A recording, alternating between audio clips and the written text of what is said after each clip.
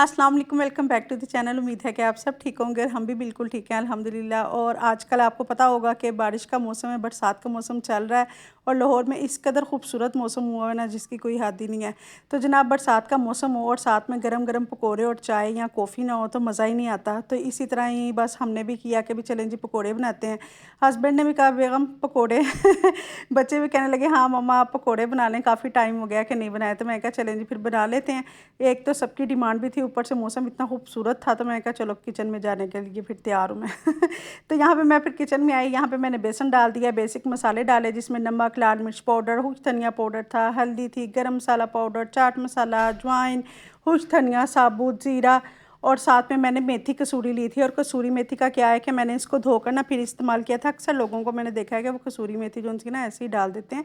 आप ये देखें, मैंने आपको इसलिए बाउल दिखाया कि उसके अंदर ना नीचे मिट्टी होती है, क्योंकि ये लोग होती तो ये ड्राई यानी उन्होंने करके भेजी हुई होती है, चाहे कि किसी कंपनी की क्यों ना हो। मैंने आपको पैकेट भी दिखाया, लेकिन मगर यह है कि मैंने कई ब्रांड्स की ना देखी हैं, जितनी भी मैं इस्तेमाल करती हूँ ना, तो जब भी मैंने हमेशा धोकर देखा ना तो नीचे मिट्टी होती ही होती है। तो इस वजह से इसको ज़रूर धो लिया करें। और दूसरा ये कि एक अनारदाने को भी मैं धोकर ही फिर इस्तेमाल करती हूँ। बाकी आपकी अपनी मर्ज़ी है, जैसा आप करना चाहें आप कर सकती हैं।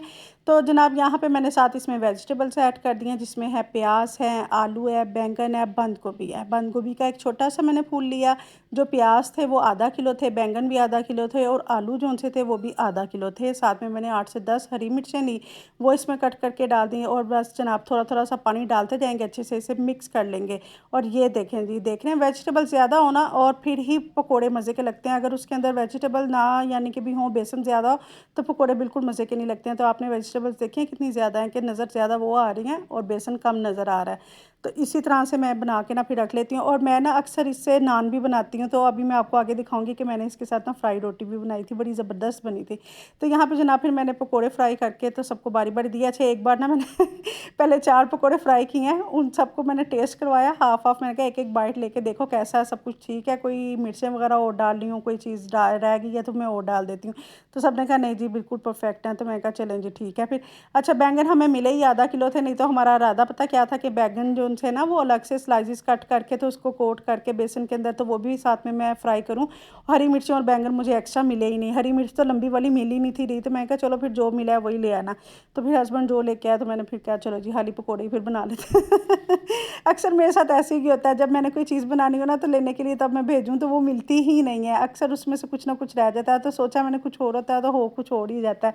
तो खैर कोई बात नहीं, ऐसे हो जाता होता है। तो जो यहाँ पे जनाब फिर हमने पकोड़े फ्राई किए और पहले सबसे मैंने हस्बैंड को दे दिया। मैं कहा चले जी ये तो खाएं, तो इन्होंने बाहर कहीं जाना अपना घूमने फिरने, तो इनको पहले दे देते हैं। तो हस्बैंड जो है ना वो ज़रा थोड़े से ज़्यादा फ्राई हुए खाते हैं, यानी कि गोल्डन ब्राउन ज़्यादा हुए होते हैं ना, जिनको हम लोग आम ज़बान में कहते हैं जले जले से टाइप।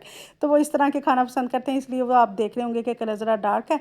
अपना हम थोड़ा जो सा ना थोड़ा सा लाइट कलर रखते हैं पकौड़ों का। तो यहाँ पे साथ ही मैंने रायता बना लिया, दही लेके आया। तो दही जो सी थी बिल्कुल पानी वाली लग रही थी। और साथ ही मैंने पुदीने की चटनी बना के ना फ्रीज़ की हुई थी, तो बस उसको मैंने इस तरह से तोड़ा चम्मच के साथ। और मैं कहा रायता भी ठंडा हो जाएगा। तो रायता हम लोग जो है ना पकौड़ों के साथ रायता शौक से खाते हैं। आप लोग बताइएगा, आप लोग केचप के साथ खाना पसंद करते हैं या रायते के साथ? तो रायता हम लोगों को ज़्यादा मज़े का लगता है। यहाँ पे पुदीने का रायता था, साथ में जो से थे पकौड़े थे वो हम लोगों ने खाए। साथ में मैंने और मेरी बेटी ने जो सा कोल्ड कॉफ़ी पी।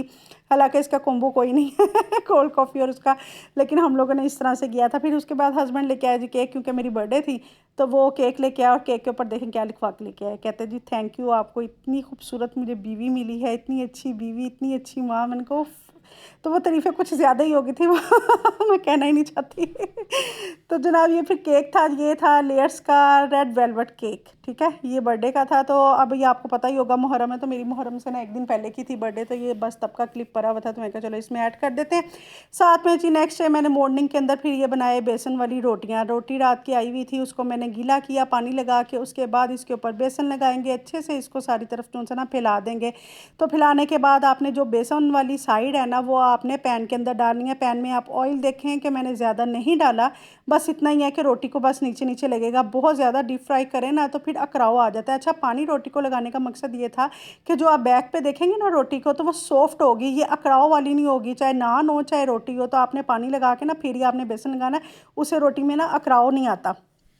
और फिर आपको खाने में मज़े का लगता है और बहुत हैवी भी नहीं फिर लगता। अगर ज़्यादा डीप फ्राई करेंगे ना तो वो बहुत ज़्यादा ही हैवी हो जाता है। तो यहाँ पे जनाब फिर मैं रोटी वगैरह बना के हेल्पर को दी बेसन वाली, और ख़ुद भी मैंने खाई और साथ में चाय थी। तो उसके बाद जनाब वो काम करके अपने घर चली गई और मेरी बेटी उठ के आई, सो के उठी है। तो जनाब यहाँ पे ये मैगियों का ढेर लगा हुआ। मैंने कहा मेरे अल्लाह तौबा, ये जो सी है ना मेरे ख्याल से 20 के करीब कोई मैगियाँ थी कि पता नहीं कितनी थी हैं। तो फ़िलहाल इतनी ज़्यादा मैगियाँ थी। पहले इसने 5 पहले बनाई हैं, वो एक बाउल अंदर एक दो जितने खा रहे थे, और ये फिर अब जो सा ना बनाना शुरू हो गई थी। मैं कहा इतनी तुमने मैगियाँ बनानी है? फिर कहेगी जी मेरे पेट में दर्द हो रही है मामा, कभी कुछ हो रहा है। तो मैंने कहा ये मैगियों का अच्छा, जब भी ये मैगी बच्ची खाती है ना तभी ये बीमार होती है, लेकिन जितना मर्ज़ी मना करो बच्चे मना होते ही नहीं है। तो जितना मर्ज़ी मैं डांट दूँ वो फिर वहीं के वहीं पे।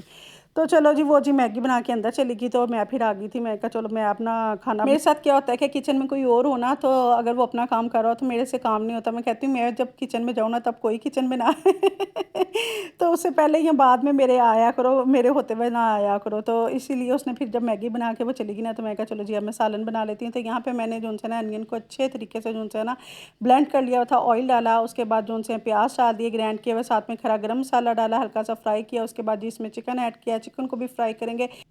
इसमें साथ ही ऐड करेंगे बेसिक मसाले, जिसमें नमक, लाल मिर्च पाउडर और खुश्क धनिया पाउडर है। वो सब स्पाइसेस डालने के बाद इसे अच्छे से मिक्स कर लिया, और इसके अंदर साथ ही मैंने 4 से 5 टमाटर लिए, उनको भी अच्छे से मैंने ब्लेंड कर लिया। क्योंकि जब शोरबे वाला सालन बनाए ना तो टमाटर और प्याज तैरते हुए बिल्कुल भी अच्छे नहीं लगते। तो मैं कोशिश करती हूँ कि इनको ना ब्लेंड कर लूँ, या फिर ये होता है कि अगर जब मेरा ग्राइंडर वाला जग खराब हुआ होता है ना तो फिर मैं क्या करती हूँ, उसे प्रेशर लगा देती हूँ। सिंपल मसाले को जिस तरह प्याज हो गए, टमाटर हो गए, लहसुन अदरक सब कुछ डाल के ना, तो उनको मैं इकट्ठा ही जो सा प्रेशर लगा कर गिरा लेती हूँ। तो यहाँ पे मैंने सब कुछ यूँ ही ब्लेंड कर करके ही डाला था, लहसुन अदरक भी साथ ही ना प्याज के ही डाल दिया था पहले। तो अच्छे से ये सारे स्पाइसेस डाल दिए, टमाटर भी हमने डाल दिया ब्लेंड करके, उसको भी हल्का सा भून लिया। और साथ ही आधा कप के करीब मैंने इसके अंदर दही जो सी अच्छे से फेंट के वो डाल दी। और उसके बाद इसको फिर थोड़ा सा भुनेंगे, तो उसके बाद हम इसमें आलू शामिल कर देंगे, और आलू और गोश्त का ये हमारा सालन ज़बरदस्त सा बन जाएगा। अच्छा, चिकन की एक बात है कि आप कोई भी इसमें वेजिटेबल्स डालें ना, वो बहुत मज़े की लगती हैं। मुझे गोश्त से ज़्यादा ना चिकन के अंदर जो भी वेजिटेबल डाली हुई हो, चाहे इसके अंदर सिंपल चिकन हो या इसको किसी भी दाल के अंदर डाला हुआ हो, तो यानी चिकन वाली चीज़ें मुझे ज़्यादा मज़े की लगती हैं। लेकिन मटन और बीफ ये तो बिल्कुल भी नहीं पसंद, ना बिल्कुल भी, मैं खाती ही नहीं हूँ। और मेरे बच्चों को भी ना चिकन वाली चीज़ें बनी हुई ज़्यादा मज़े की लगती हैं। आप लोग बताइएगा, आप लोगों को चिकन अच्छा लगता है या मटन या बीफ? वैसे आप लोग लाहौरी हुए तो फिर तो आप कहेंगे कि जी मटन क्योंकि हम भी लाहौरी हैं। मेरे हस्बैंड से पूछे तो वो कहते हैं मुर्गी नू तो की कहनी ये तो अपनी टांगों पे खुद नहीं सही तरीके से चल पाती, तो ये तो खानी नहीं चाहिए। तो वो बिल्कुल भी इतना नहीं खाते थे, लेकिन अब खाना शुरू हो गए क्योंकि बच्चे खाते हैं ना, इस वजह से। तो यहाँ पे जनाब फिर मैंने पानी डाल दिया था और इसको कवर करके 15 मिनट के लिए रख दिया। शोरबा हमारा रेडी हो गया, आलू भी गल गए, चिकन भी गल गया, और बस मैंने हरी मिर्चें डाली, ऊपर से डाल दिया है गरम मसाला पिसा हुआ, और ज़बरदस्त सा हमारा सालन जो है वो रेडी हो गया आलू गोश्त वाला। अगर वीडियोस अच्छी लग रही हैं तो इसको